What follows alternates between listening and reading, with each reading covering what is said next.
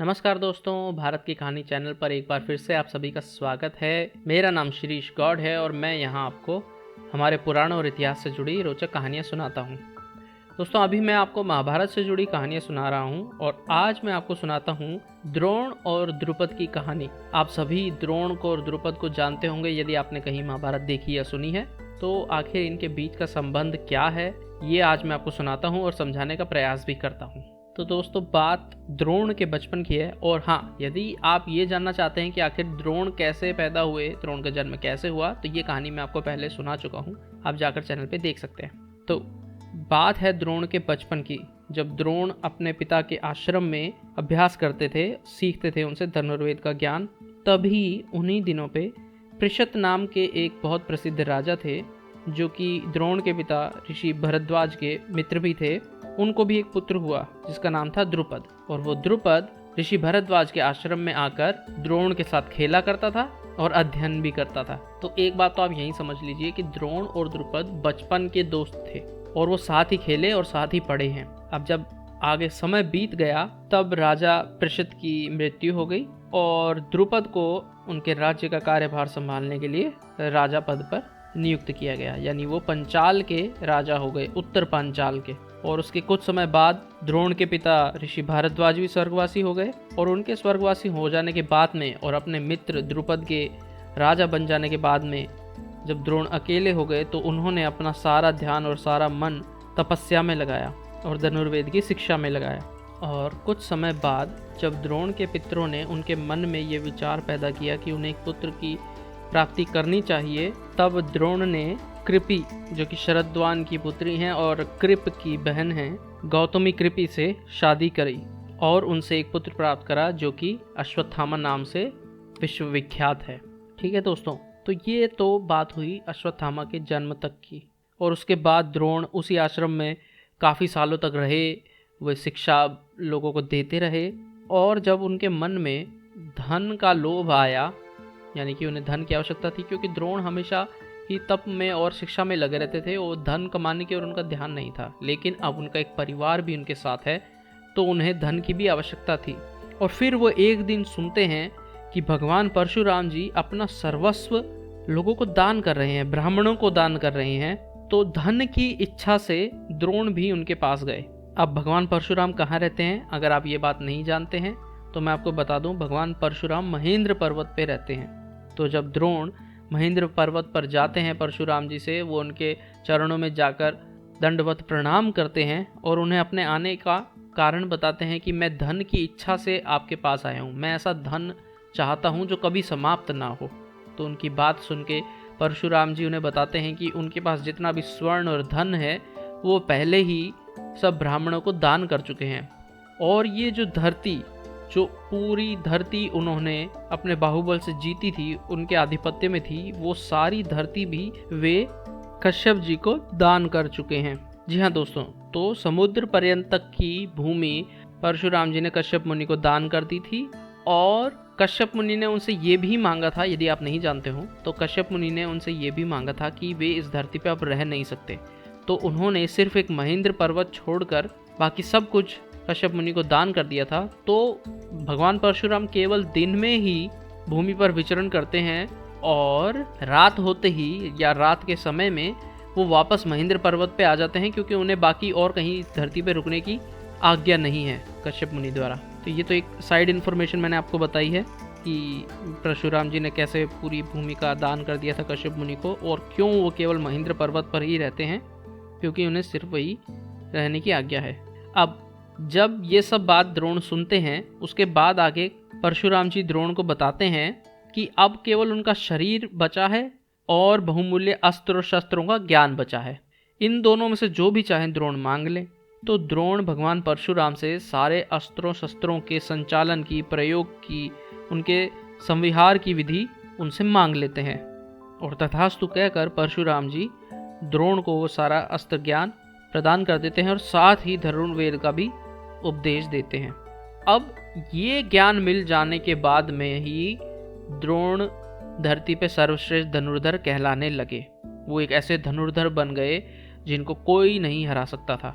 अब ये सारा ज्ञान लेने के बाद में धन की तो उन्हें अभी भी आवश्यकता है, क्योंकि द्रोण के पास तो केवल ज्ञान ही ज्ञान है, धन तो उन्होंने कभी कमाया नहीं, तो उन्हें अभी भी उस धन की आवश्यकता है। तो उस धन की पूर्ति करने के लिए कहाँ जाते हैं? जी हाँ, वे जाते हैं अपने मित्र द्रुपद के पास में, जो इस समय पांचाल राज्य का राजा है।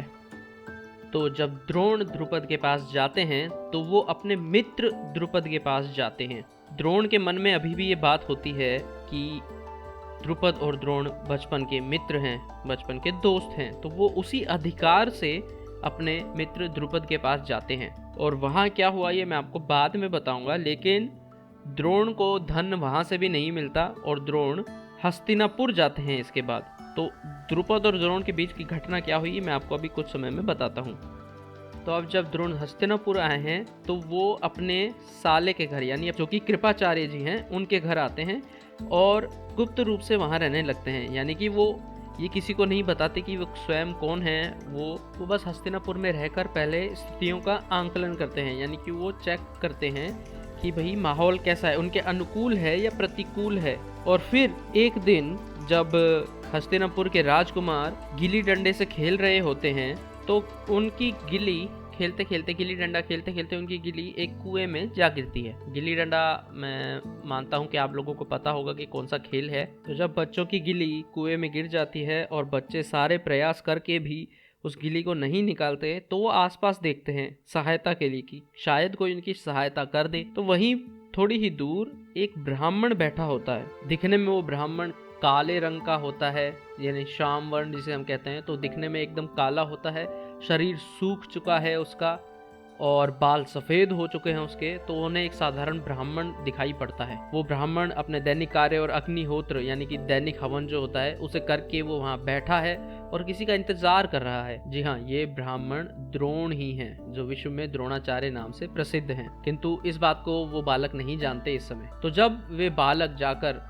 द्रोण के पास सहायता मांगते हैं तो सबसे पहले द्रोण क्या कहते हैं? द्रोण मंद मंद मुस्कुराते हैं और ये कहते हैं कि तुम बालकों का अभिष्ट कार्य सिद्ध नहीं हुआ, यानी कि जो काम तुम कर रहे थे वो तुमसे नहीं हो पाया। धिक्कार है क्षत्रिय बल को। जी हाँ, द्रोण कहते हैं कि तुम्हारे क्षत्रिय बल को धिक्कार है कि तुम कुएं में से एक छोटी सी गिल्ली भी नहीं निकाल पाए। फिर द्रोण कहते हैं कि धिक्कार है तुम्हारे अस्त्र विद्या के ज्ञान को भी, जो कि तुम्हारे इस छोटे से काम में भी सहायता नहीं कर सकता। उसके बाद द्रोण कहते हैं देखो, मैं तुम्हारी गिल्ली और अपनी अंगूठी दोनों को ही इन सरकंडों से निकाल लूंगा। और ऐसा कहते हुए द्रोण अपनी अंगूठी निकालते हैं और उसको भी कुएं में डाल देते हैं।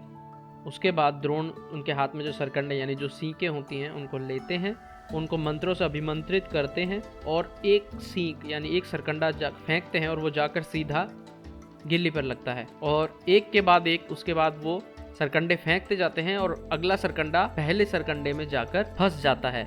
यानी एक के पीछे एक तीर जैसे मारे जाते हैं, तो वैसे ही वो अपने हाथ से ही सीधे सीकों को फेंकते जाते हैं और सीकें एक दूसरे के पीछे जुड़ती चली जाती हैं, एक दूसरे में फंसती चली जाती हैं। और इस तरीके से एक के बाद एक सीख को फेंककर वो एक उसकी लंबी सी डंडी बना लेते हैं, जिनमें सीखें आपस में जुड़ी तो एक वो लंबी डंडी हो जाती है। और बाद में द्रोणाचार्य जी उसको पकड़कर खींच लेते हैं बाहर और उनकी गिल्ली बाहर आ जाती है, बच्चों की गिल्ली बाहर निकल जाती है।